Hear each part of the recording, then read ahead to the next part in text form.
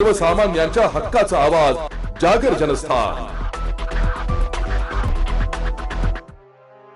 जिल्हा निर्मितीच्या सर्व व्यवस्था चाळीसगाव शहरात आणणार असून विकास पुरुषाबरोबर तुम्ही उभे राहा अशी मागणी आमदार मंगेश चव्हाण यांनी यावेळी केली आहे। चामुंडा माता मंदिरालगत असलेला पुलाचे काम मी लवकरच निधी मंजूर करून आणून चालू करणार असे आमदार मंगेश चव्हाण यांनी सांगितले।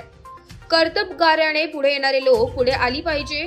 घटना घडत असतात, घटनेचे राजकारण न करता या शहराच्या लोकांचाही काही स्वप्न आहे, परंतु एखाद्याच्या घराचे स्वप्न पूर्ण करण्यासाठी जो विकासाची भूमिका घेऊन येईल त्या लोकांना बरोबर राहिले पाहिजे असे मंगेश चव्हाण यांनी सांगितले। आणि तात्या गेल्यानंतर एक सहानुभूती त्या डोनू मामाच्या विषयावर आली। मी त्यावेळेस एक सांगणारा मित्र होतो की डोनू मामा, तुम्ही तात्या गेले, तुमची कर्तबगारी असेल तर तुमच्या मागे लोकांनी उभं राहिले पाहिजे। तात्या गेले म्हणून आता असं जर आपण म्हटलं तर योग्य होणार नाही। मी त्यावेळेस कदाचित आम्ही मित्र म्हणून त्यांना मी त्यावेळेस भूमिका सांगत होतो की लोकांनी ठरवलं पाहिजे की आपला नगरसेवक कोण झाला पाहिजे। आणि आता अशी परिस्थिती निर्माण झाली की त्या वार्डात परिसरात गेल्यानंतर लोक सांगतात की टोनू मामाला तिथे आम्हाला उमेदवारी दिली पाहिजे। अशी सांगणारे लोक ज्यावेळेस भेटतात, मला असं वाटतं की कर्तबगारीतनं लोक पुढे आली पाहिजे। स्वाभाविक भावना असतात, एखादी घटना घडते, परंतु घटनेचं राजकारण न करता या 1 लाख 1.5 लाख लोकांचं हे शहर आहे। या शहरात काही लोकांचे काही स्वप्न आहे। नुसतं एखाद्या घरातलं एखाद्या परिवाराचं स्वप्न पूर्ण करत असताना आपण 1 लाख 1.5 लाख लोकांचा स्टेक कसा दावणीला लावणार? निश्चित आम्हालाही काही लोकांचा आदर होता आहे आणि राहील, परंतु या शहराच्या काही सर्वांगीण विकासाच्या दृष्टिकोनातून जर कोणी भूमिका सांगत असेल, ठोस आश्वासन देत असेल आणि या चाळीसगावकरांना जर त्या व्यक्तीवर विश्वास असेल, माझं देखील तुम्हाला सांगणं आहे की या विकासाच्या प्रवाहात आपण सोबत राहिलं पाहिजे।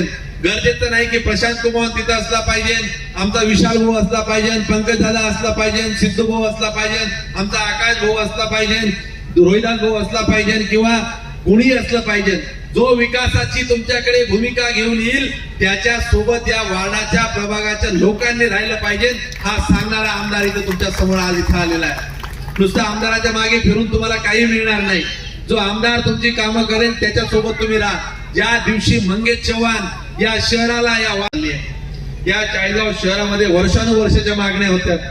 नाट्यगृहाची मागणी होती, शासकीय कार्यालयांची मागणी होती, सेंट्रलाइज बिल्डिंग तुम्ही अगदी वर्षानुवर्ष जुनी झाली।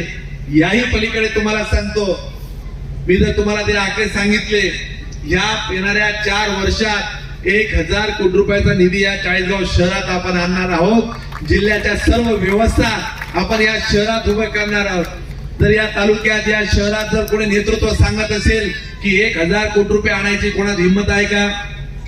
आहे कोणात हिंमत? एखाद्या माणसाने जर इथे येऊन सांगितलं त्या नेत्याने मी 1000 कोटी रुपये आणतो, दुसऱ्या दिवशी मंगेश चव्हाणचा त्याला जाहीर पाठिंबा असेल की बाबा जर तू 1000 कोटी रुपये आणतो तर तुझ्याच मागे मी उभा राहतो, मी कशाला उभं करून एवढं डोक्याला ताण घेऊ?